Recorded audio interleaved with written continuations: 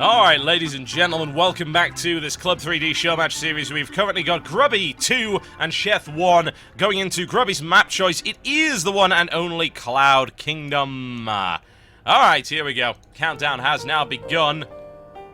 Random piano. Let's not do that. Alright, so countdown has now begun, and it's, ES3 Cloud Kingdom, the first foreign-made map to be included in the GSL. Not bad. It's a fairly nice pedigree to have, really, isn't it? Okay, and here we go. Realize the really annoying thing about this starboard, incidentally, is that I can't update it without this being up, so I'm really going to have to look into a better method of dealing with this. I've got some ideas. There you go. Fully up to date. Alright, folks, welcome to ES3 Cloud Kingdom. It's my pleasure to bring you Team Grubby's Grubby in the green trunks, and he is playing Protoss to the northeast of this particular map versus his opponent. It is LiquidSheth. He is in the purple trunks. Admittedly, you couldn't damn well tell it on this map. This is the most purple map I've ever seen. It's more purple than Shakuras. He is in the same color as this map trunks, playing Zerg to the southwest. So it was simply a case, I believe, of being out macroed there. Sheth was able to defend against constant warp prism harassment, some of which you probably didn't see. It was going on all the time. Eventually the muta count got high enough so the warp prisms were shut down every now and again, but Sheth just overwhelmed his opponent. Grubby couldn't get a good engagement anywhere on the map once the infestors went up. That was it. That was it. The mutalisks did an incredible amount of damage. Of course, he was able to snipe off the third base on no less than 2 occasions. And he was really, really on top of his drop defense. Very nice play there by Sheth. Puts him right back in the series quite nicely, having lost 2 games against Grubby thus far. Not a good way to start. Pull first from Sheth, and this time getting gas as well. I mean, I don't really blame him for getting gas, simply because the 2 games that he actually lost, he didn't have gas until much, much later on. And you've got to think, well, what could he have done with that? It would have given him much more control, would have given him earlier speed, would have given him earlier lair, would have given him the ability to get roaches out earlier as well. All sorts of possibilities there. Grubby going for a Forge Fast Expand again, because hey, why not? He's done this every single time. Admittedly, he's gone Nexus before Forge. Nothing wrong with that. It just means he's got a really late Forge, a 17 Forge, just coming down right about now. There you go. That can be a bit of a problem, because of course it really, really delays the cannon. And indeed, it looks like Sheth's actually going to try and punish it. That's interesting, considering he doesn't know what he's up against. He's actually building 6 slings instead of his usual 4. That's intriguing. Can he punish it? Maybe, but, I mean, pylons actually been placed there more so than anything to delay the links from going right to his base, but that only gives him a couple of precious seconds. Will it be enough? The Forge will be ready in about 5 seconds. The cannon's going to have to immediately follow.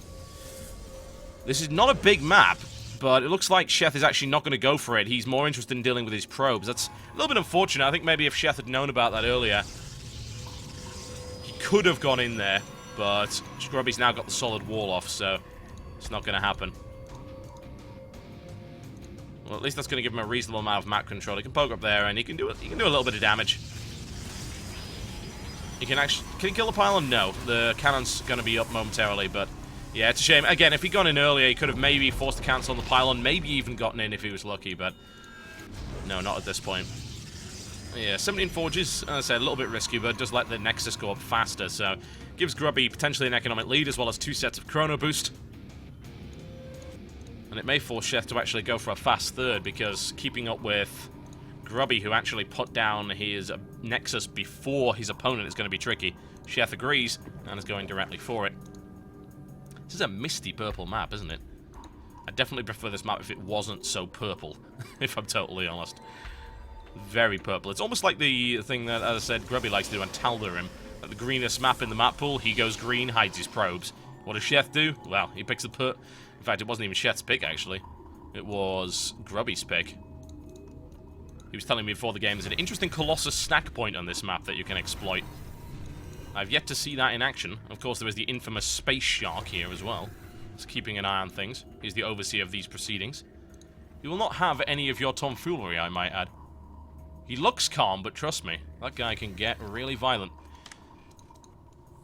2 Zealots on the way, as opposed to the usual 3 right here from Grubby, adding on 2 more gateways behind this. Obviously, he's got more of an economic-focused build here. Just going to spot the fast third. little bit of harassment coming in. Does Sheth have speed? He does not actually have speed yet. Bit of poking can be done. He can still easily be killed, though, so it's just a little bit of damage.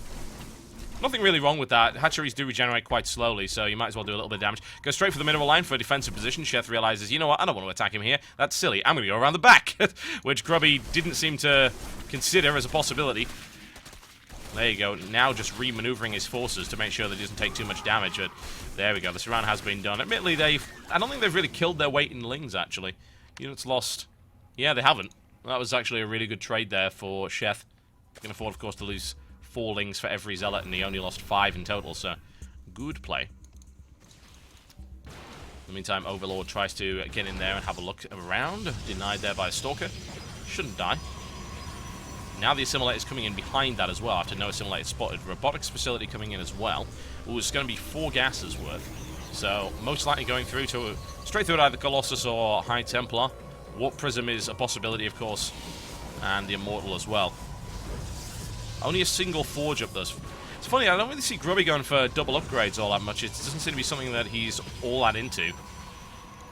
Aggressive pylon now put in place to start harassment on the 3rd here. Sheth's ling count is high enough to deal with that. At least it will be shortly. Single spine crawler coming down the mineral line here. +1 hasn't kicked in yet. Roach is on the way up as well for Sheth. So Sheth playing things pretty much the same as he did last time. Doesn't have to worry too much about that. Another round, so this is going to be quite a nasty little push here. 7 zealots in total. And +1 about to kick in, so a nasty little timing. And I think those lings are going to get sliced to pieces if he's not careful. He needs to bring the roaches in immediately. Gets a nice little surround here because he wants to take the spine crawler out immediately as well as give good position to his zealots. And that's a single zealot taken out right here, but the roach comes in for reinforcement. Will that be enough to actually help him out here? A lot of damage is being done here by Grubby, but it should get cleaned up. The roaches are on their way, and economic damage has been minimal. The queen stays alive. Drones killed, only a single drone, so that was definitely not worthwhile. A lot of lings thrown away to do that, but hey, at this stage, Zerg don't care. Lings are essentially free. Doesn't need to really worry about that. Roaches, on the other hand, not so much. 1 roach pops, and Grubby trades that for a zealot. Zealot's on the way out there. There's the aggressive pylon. Actually hasn't been scouted. I like the fact that he's drawn him around the side here and hasn't noticed that aggressive pylon as a direct result of that. Gravitic drive on the way up, so I can never remember which is which. Which upgrade is which? There's gravitic drive, I recall. Is that warp prism or is that observer? I can't remember. Why do they have to have them so similar? Who the hell knows? In the meantime, Sheth's going to get a little bit aggressive. However, there is an immortal back there, so things could get a little bit hairy for him if he's not too careful. He realizes that, brings in some reinforcements from the back. It'd be nice to take that pylon out. He could do that out of range without too much of a problem. He could maybe even take the warp gate out as well. Crack open that nut. Second immortal coming in for Grubby. Single observer out on the field here. Guess we'll find out momentarily which it bloody well is, because I can never remember. Gravitic drive or gravitic booster. It's one of the two. Guess we'll find out. Is that moving faster now? Nope. So it is, in fact, the warp prism upgrade. In the meantime, Sheth just macroing up as much as possible. His drone count's pretty good. Sitting on 72 at the moment. The question is, where does he go from here? I'm actually picking Burrow here, which is interesting, and Glial Reconstitution, so could be going for Tunneling Claws to follow that one up. It's a nice little strategy, honestly. Of course, it forces your opponent in the middle of the field to be using a lot more observers. And it allows roaches to be microed easier, because they can rapidly regenerate. 4th base coming down here for Sheth, as the 3rd is coming down for Grubby. Grubby playing a much more passive game this time around, looking to try and find a way in there. A second Robo coming down for Grubby. That's interesting, considering does he have a Colossus Den? He does, so he's going to be going for 2 Colossus at a time here, and an Immortal drop on the way up here from Grubby. That's a really interesting move. See how much damage you can really do with it. A couple of roaches are going to spot that almost immediately, and of course be annihilated very rapidly. And this is where we see Grubby's drop micro in action. Sheth actually doesn't have anything to stop the warp prism at the moment. He will soon. He's got a Spire on the way, so Mutas will follow up. And he'll also, of course, need Corruptors if the Colossus count gets a little bit too high here. He's been relying on Mutas for the most part for the moment. We haven't seen him build Corruptors yet. Grubby needs to pick that one up immediately. He knows, and he's getting out of there rapidly. But that force is looking dangerous, and Grubby's going to have to move to respond to that, otherwise he will lose the 3rd. Sheth can easily reinforce here. Hasn't gone for Tunneling Claws yet. There's the +1 in, and now he goes. Not really matching upgrades here. Grubby has a slight edge in that regard. Needs to try and take that out, but a couple of waves of fire from those roaches should be enough. Only a couple caught off by those force fields, so not so ideal. The warp prism steams ahead. However, it's very risky to drop it in there. Could be very easily surrounded by lings. This is also a nice defensive measure right here. There's a quick pick up, a little bit of micro here by Grubby, and once again, Grubby missing force fields. Not common. Grubby seems just a slight little bit shaken here. Not executing on that all that well. In the meantime, the harassment comes in, but of course it will be spotted a mile away. The question is, how does he respond to it? A lot more forces moving in from the side here. The muters have stayed out of sight, I believe, for the most part. A few roaches moving in and trapped easily by the force fields. I think he's just going to let those go for the most part. He doesn't want to engage there. He wants to go straight for the mineral line with these muters and lings, and that's going to wipe that mineral line out without too much of a problem. Photon cannon's in there, and nobody's getting out of there alive. Oh, wow, it is a duck shoot coming on right here. The muters are having a field day. The lings tear down the rest of it. In the meantime, here's Grubby's response to this. Wants to take out a mineral line for a mineral line, an eye for an eye. However, that's still 3 base versus 4 base. Admittedly, looks like that base actually ended up getting cancelled up to the top here, slightly due to that warp prism harass while all that was going on. Sheth now looks for the cleanup here. He's able to do so without too much of a problem. His meter count's easily high enough. Down go the Stalkers, and the hatchery taken out as well, and Grubby needs to leave it with those now. Otherwise, Sheth will intercept. Warp Prism with full speed, steaming ahead, trying to get the hell out of there. Will it outrun the Mutalisks? It's not going to. Grubby needs to get those on the ground right now. They're going to be picked off eventually, but he might as well do as much damage with it as possible. Now trying to focus fire in on the hatchery here, but easily cleaned up by the Mutalisks. The counterattack comes in. The Nexus now picked off. So they're both effectively down to 2 bases once again. Mutually assured destruction. Sheth has the drone advantage, but he doesn't have enough hatcheries to mine from right now. Needs to replace both of them. The denial up to the top was quite nice there by Grubby. So once again, another surround, and the Roach and Mutalisk combo is nasty. Pure Stalker is not enough to deal with that. It really, really is not. Especially with Ling support on the ground as well. And Mute count is now at 14. 5 more on the way as well. Muters stream in immediately. Also able to get some Roaches in there for a reasonable arc of fire. It's driven away, however. Grubby holds on to that. Another Warp Prism on the way up. That continued harassment will be coming in if Sheth, of course, fails to intercept there. To have a look at the Overlord spread, really, by Sheth. It's not incredible, really. There are plenty of opportunities here. He does know about this pylon now, but there's all sorts of Warp Prism drop opportunities, and that top base is really vulnerable to it. So close by air here, you can just easily skirt along the top. There is an Overseer in position, so if he does go directly to the top of that base, that will be spotted. Sheth now moving into a defensive position, thinking, all right, well, Warp Prism harassment certainly a possibility, and he would, of course, be right. However, it is going to the bottom this time. Nothing in the Warp Prism yet. I have to wonder if he'll deploy it to pick up troops before going for it, or just go for a straight, quick warp in. Is that spotted? Yes, it is. Sheth should have picked that up. Needs to now move in to intercept that. Hasn't done so as of yet. Nothing moving across the map to intercept that Warp Prism. It's possible that he didn't see it. In the meantime, Zealot manages to make its way into the mineral line. Slicey, slicey.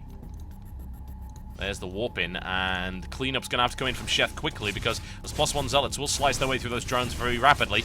Here come the Muters to deal with that, and the thing is that, oh, he's already trying to get out there with the Warp Prism. Doesn't want to be intercepted, and it looks like he might have gotten away with that.